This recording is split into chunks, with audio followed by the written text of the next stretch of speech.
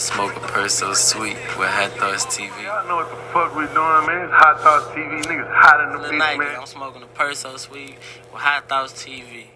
What's good, y'all? My name is Audentia. I'm here with Hot Thoughts TV. About to do the purse so sweet.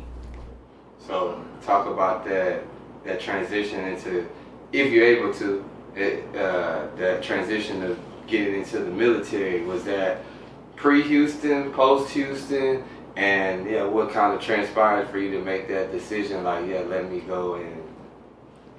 So, yeah, that was post-Houston. Joining the military, that was literally like a year after I graduated high school. I wasn't really doing much with my life. It's like, I don't want to, and it's like something to like just fall back on in case the music wasn't working. But what's beneficial of being in the military, it kind of gave me that confidence and that funding to be able to like, all right, you could use what you learned in the military and put it into your music. And then that's what I did. And then as far as that, just stick with it. Everybody wants to know what's going on. It's a thunderstorm in the middle of the storm. They will be watching like, is the fucking TV going? But shit, just with that being like, even like with the question that I asked right before that, I'm just interested as to know, is like, what music were you listening to, you know, just growing up, that you might say influenced you in terms of the way that you approach music? Yeah, so I was listening really like, you know, you got your reggaeton coming from the Latino community, you got your reggaeton, your salsa, merengue, bachata.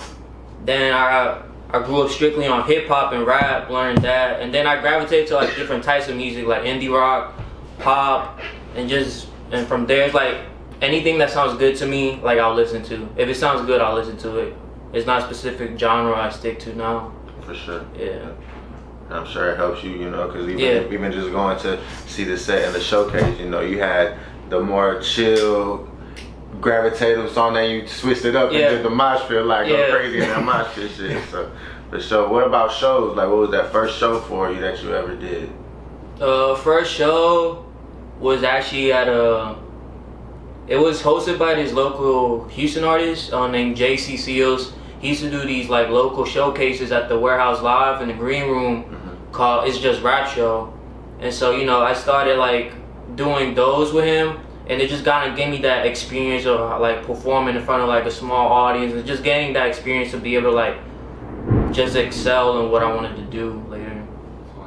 I know it's old news now, but everybody went through the life-changing pandemic, you know, and I'm sure like being an artist and being in the military, that was probably a hell of a time for you. So like that whole transition to everything shutting down, just the flip of life, how was that for you?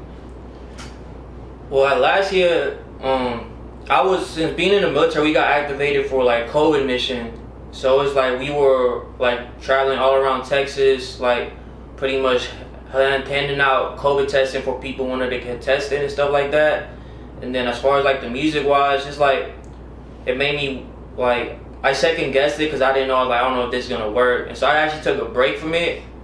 But it's a good thing I took a break from it because it actually helped me find my image as an artist, and also helped me develop myself as an artist. And so I would say COVID actually benefited me in a way to actually be who I am today.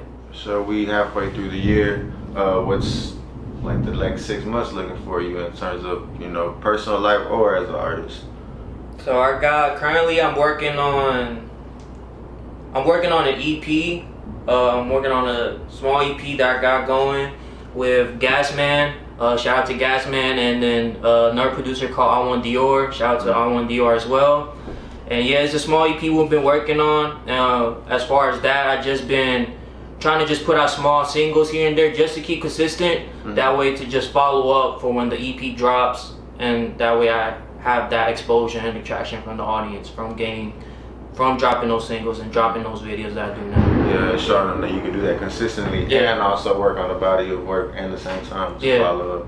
And I saw that, you know, that you have been posting and pushing the single that you're about to drop too. Yeah. So how did that come? Is that part of the EP that you're working on there, or is that just something else that you already had going? So So the Send This to Your Crush one. Yeah, I'm dropping that soon, and that's currently something apart from the EP. But you could hear like with the stuff that I've been dropping lately, it's like you kind of hearing like, okay, what to expect on the EP, because the EP is like strictly like some trap indie rock stuff, and it's just something different that I don't feel like anyone in Houston is doing right now. Just talking about Houston and music from your perspective, because we ask a lot of artists this, throughout times, even throughout the years that we've been doing interviews, just because we try to see what we can do better. But what is your take on the Houston music scene and what it's missing, the goods, the bads, just being that you're an artist in the city? What's your point of view on it? Man, I've been waiting for that question. So I feel like with the Houston music scene, the thing that hurts Houston the most, like I said, what I mentioned earlier, there's a lot of egos.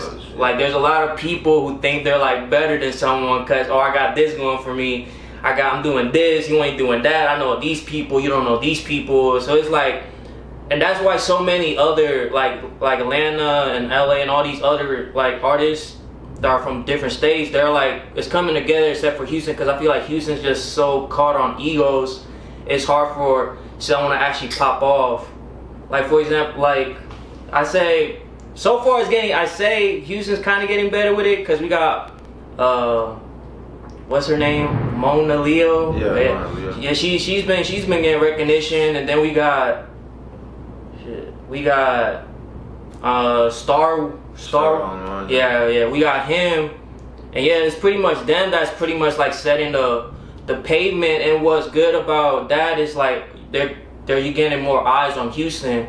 And then MonaLeo actually put a tweet shouting out these local Houston artists, and that's like that was dope of her for doing that, because it's actually like a lot of slept on Houston talent that people don't know about at all, which is dope. We posted on our page too whenever she tweeted that, and she had tweeted like about 4 or 5 artists, like female artists from out here. But now she's been doing her thing, and like Houston definitely get their eyes on.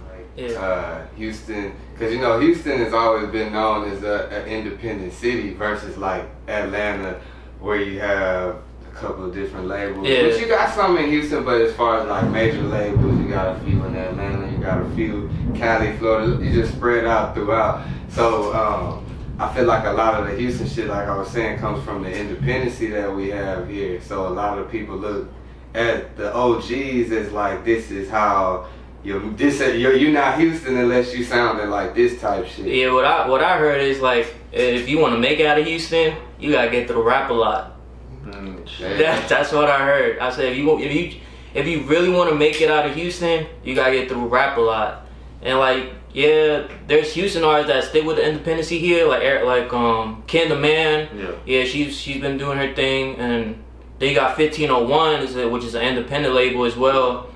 But if you actually want to try to like make it big, you gotta get through rap a lot, and that's what I've been hearing a lot lately. That's why there's so many like artists that move out of Houston, like Travis Scott, who had to move out of Houston, and then you got Lizzo, who moved out of Houston too to actually make it. And the good thing about that is they never forgot where they came from. Like Travis Scott, who put it on Astro World, he knows, like he actually put on Houston for that. Yeah, for sure. Made everybody come to Astro World. Yeah, I had to be.